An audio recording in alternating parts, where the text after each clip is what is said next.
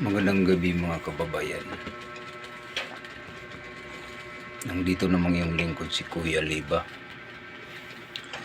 Sa ating magsaliksik ay tayo po ay importante para sa mga taong bayan. Kasi tayo po ay inaasahan upang makarating sa bawat isang Pilipino na tayo po ay inaapi sa ating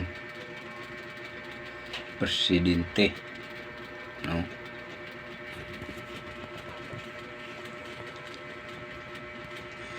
Yan ay inaapi tayo sa ating presidente mga kababayan. Tapos kinukuha pa ang ating pera nandyan sa kaba ng panggoberno. Alam niyo mga kababayan, kapag hindi umalis yan si BBM, hindi bumaba sa iyang pwesto, maging kawawa ang ating bansa, lalo na ang taong mamayang Pilipino, maging kawawa So kailangan mas maaga pa pababain na si BBM natin mga kababayan. Ako po ay nanawagan sa ating mga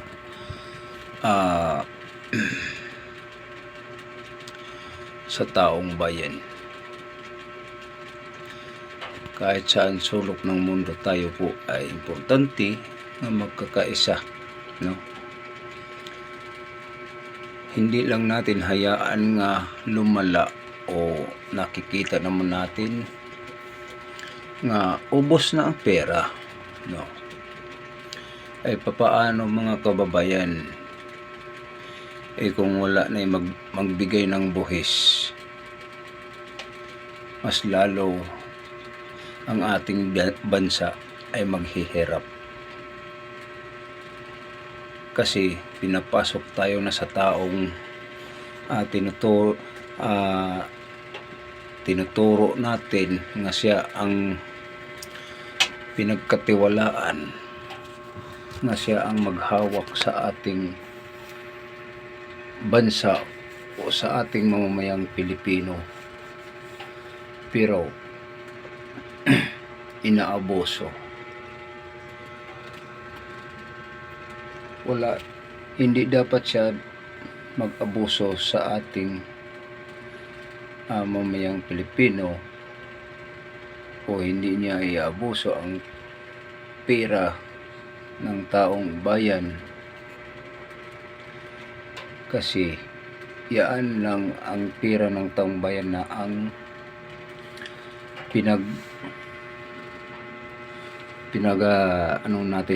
pinag-asahan. Yun ang inaasahan natin sa bawat Pilipino. Bakit nasasabi natin dito mga kababayan? Alam niyo mga kababayan, ang buhis ay isang malaking bagay. Kagaya sa wala tayong pangbili ng gamot, no? O nandoon tayo simbakulang gabi ngayon, ay isang kababayan natin ay isang nandoon sa PGH, isang halimbawa. Ngayon walang pambayad siya kasi malaki ang bill ng gamot. Di mamatay na lang mga kababayan, no? Imbis mabubuhay, mamatay. Bakit? Imbis na ulian na problema naman muli ang pambayad. Noon kay Tatay Digong, may budget yan para sa mahihirap. Ngayon, kinukuha ni BBM sa mga health center, sa mga bata nga gipasipon o mga malalaki. So, yung malalayo nga lugar, siyempre may budget yan, diba? nalalaman na naalaala natin mga kababayan sa ating probinsya. Ganon yan. Nilalaanan yan o budget. Ngayon wala na. Yun nga tao nga sobrang sakim sa kapangyarihan, sobrang sakim sa pera, lahat-lahat na lang. Talaga nga masahol pa sa buaya. Ang buaya makakain, busog. Pag mabusog, manahimik. Pero kung magugutom naman, magwawala. Kagaya rin din ni Martin Romualdez, no? Kagaya ni Marcos. Yun mga kababayan, dapat magkakaisa na tayo. Bababa si BBM kapag marami na tayong magkakaisa. General Bronner, kami po ay nanawagan sa inyo. Kayo ang kataas-taasan na binigyan ng kapangyarihan, pinapasahuran. Sana maawa ka sa ating bayan, maawa ka sa mamamayang Pilipino, nga protektahan ang mamayang Pilipino, protektahan ay yung bansa natin, pababain natin si BBM. Yun lang ang panawagan namin. Sir, magandang gabi sa inyo. Kagalang-galang Sir Bronner, kayo po ay nandyan sa taas-taasang pwesto. Kami po ay nanawagang mamamayang Pilipino para alang-alang sa ating bansa, alang-alang sa ating mga anak. Ikaw sir, mayroon kang pamilya, may anak ka. Parehas ang mamamayang Pilipino naghangad, umuunlad ang bansa. Pero paano pag unlad? Kinakain ng buaya. Sir, sana pakinggan mo iyong panawagan namin na pababain natin. Tulungan mo kami, mamamayang Pilipino, pababain natin si BBM. Yun lang. Hindi ibig sabihin nga tayo po ay manggulo sa gobyerno. Hindi sila gobyerno. Tayo ay nagbigay sa kanila nga kapangyarihan.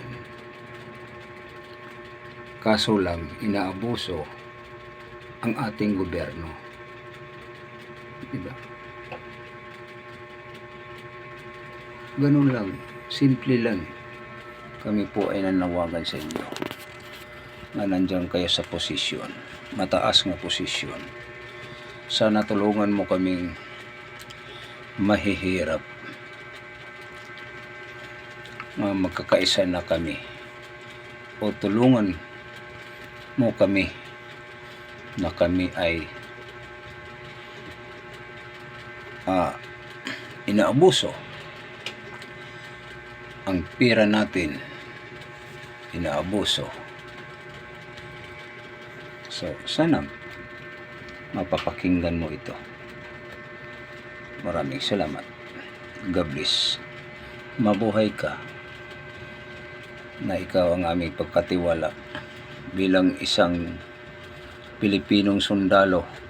Protect to receive. Protect to receive para sa ating bayan. Sana wag mong ang aming hinihiling, wag mong tanggihan, sir. Protect to receive. Yan. Receive to protect. Ganun lang, di ba? Sana maintindihan nyo ang aming mga hiling nga tulong-tulong na tayo pababae na si BBM.